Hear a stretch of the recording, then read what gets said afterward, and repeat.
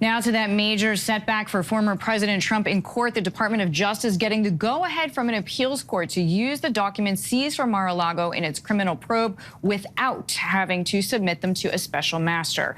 Our Chief Justice correspondent, Pierre Thomas, has more. Good morning, Pierre. Deirdre, good morning. For right now, it's full steam ahead for DOJ's criminal investigation of those classified documents stored at Trump's Mar-a-Lago resort. A three-judge appeals court panel comprised of 2 Trump appointees and an Obama appointee overturning a judge's order blocking DOJ from using those classified documents. The appeals court also said DOJ does not need the approval of a special master to use those classified documents in their investigation. The court says Trump has never officially offered any evidence that he declassified the documents and questioned why he needs them. The court also had strong words for Judge Aileen Cannon, who effectively hit the pause button on DOJ's investigation. The court noted DOJ was likely to succeed in showing the judge abused her discretion in reference to those classified documents. The court was blunt, basically saying Cannon overstepped her authority and should have shown more deference to the executive branch in regards to national security. Deirdre?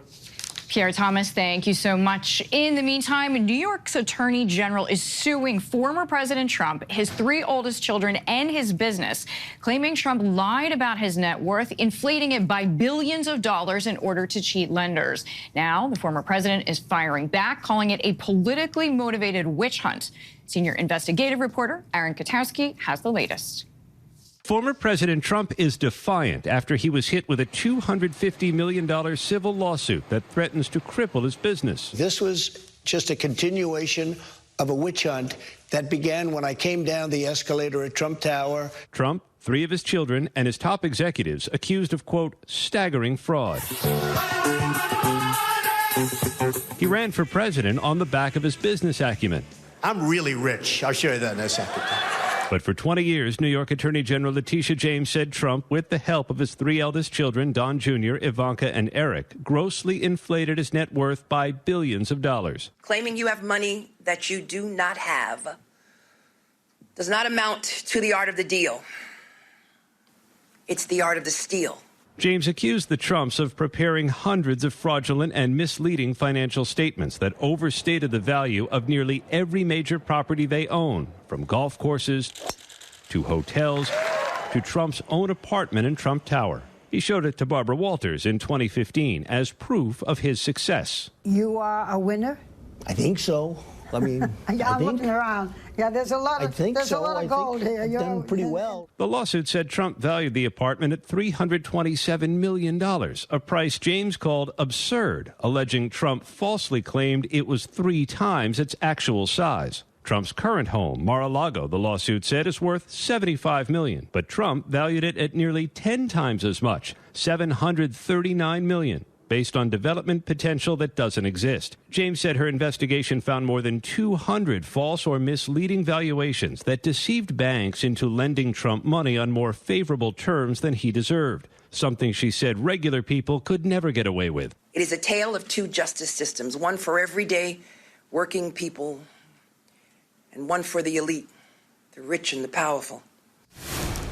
Senior investigative reporter Aaron Katowski with me now, along with Law and Crime Network host, legal analyst Terry Austin. Aaron, I would like to start with you. This is a civil lawsuit. So what kinds of penalties could the former president face? The Attorney General wants Trump to pay $250 million. It's a significant potential fine. And while she's not seeking to dissolve the Trump organization, she is seeking to ban the Trumps from ever running a business in New York again. She also wants to pull the Trump organization's licensing certificate, so that would effectively cripple his business.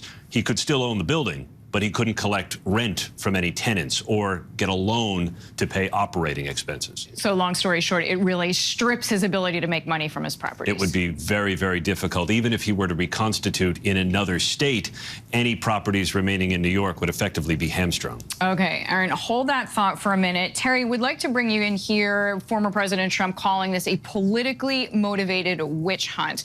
So how common are these practices that the lawsuit is alleging? Would we be having this conversation if this lawsuit were about someone else? interestingly enough, Attorney James did actually say during her press conference that she does bring these types of actions all of the time. This is not unusual. She often brings actions against business people who are doing fraudulent activities. And so he might be, Trump, the most high-profile person she has under her belt right now. But this is common. You have people who try to defraud. She goes after them, and these are the types of remedies that she seeks in all of these cases. So that's not unusual. What's unusual here is the fact that it is so blatant and it is so extreme, which is why I think she decided she was going to bring the action, and she investigated it for years, and now we have the complaint that has been filed.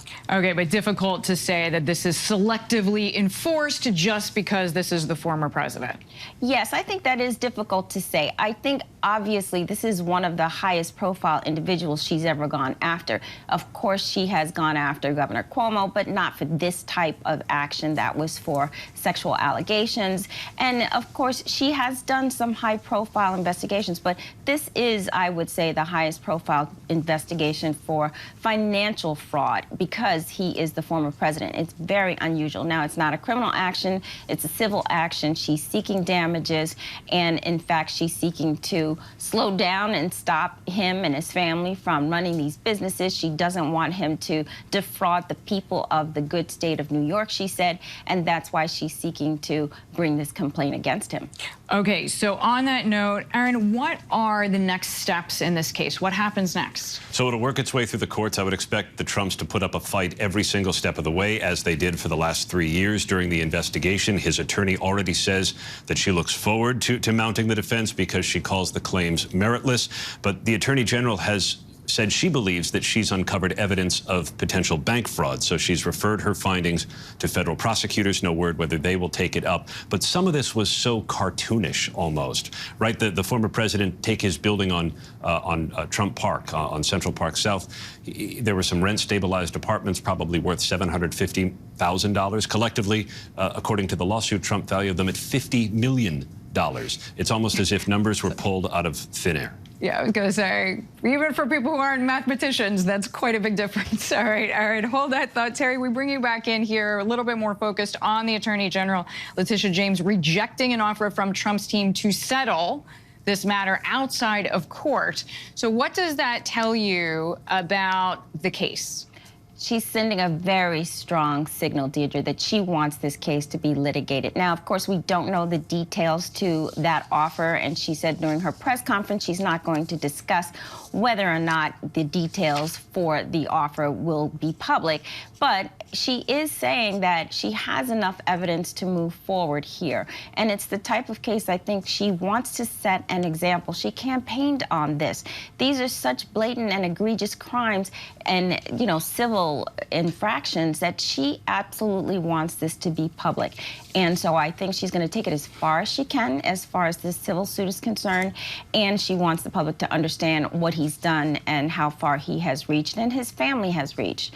He may ultimately make an offer that she will accept, but at this point in time, at the very beginning of this suit, I think she's going to reject most of the claims if, in fact, he does make another offer.